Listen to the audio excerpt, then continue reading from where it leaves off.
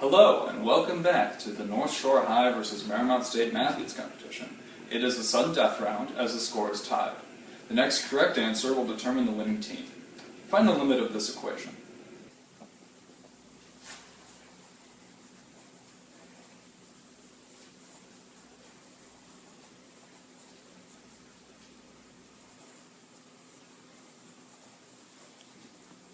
-1? That answer is incorrect. Katie, it is up to you.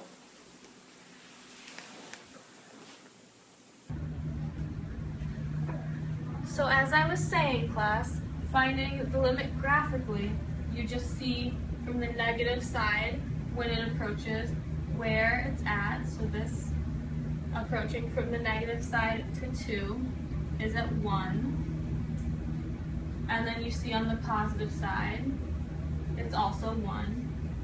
And when they're the same, that's the limit. And if they're not the same, then there is no limit. It does not exist. So finding the limit through substitution, you just plug into the equation where you're trying to find the limit at. So when the limit as x approaches 5 of this equation, you do 2 times 5 plus 5 over 3, and that's 15 over 3.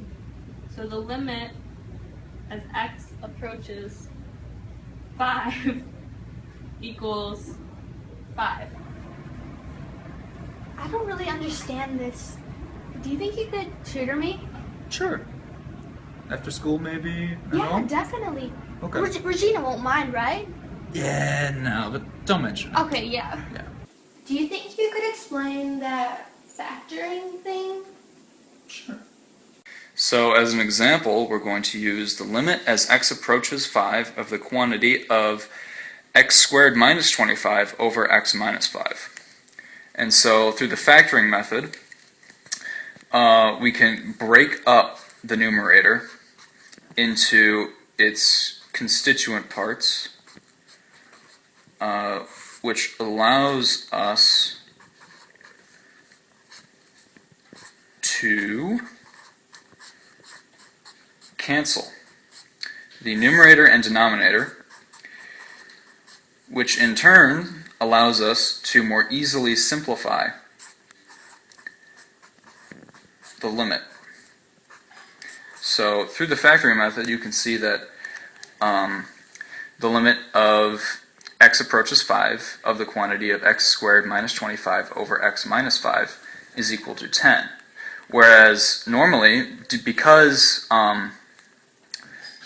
through the normal substitution method, this plugging 5 directly into the equation would get a 0 in the denominator, which you can't have.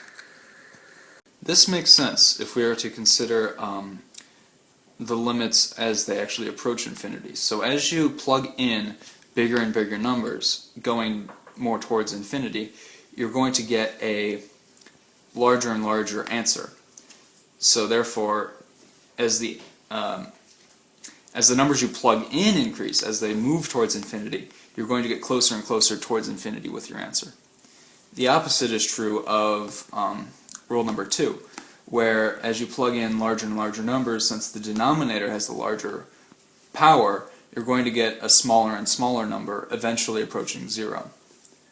And since infinity is infinite, as you plug into an equation where the powers of both the numerator and the denominator are equal, these other modifiers, like the -3 and the +2, are going to become inconsequential as the numbers become larger and larger, and so you're just going to end up with 5 over 6.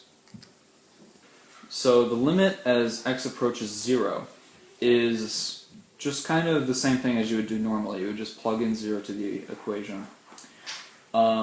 Except in the case where the equation is sine x over x, in which case the limit equals 1. It's just something that happens. Yep, do that. I think I understand now.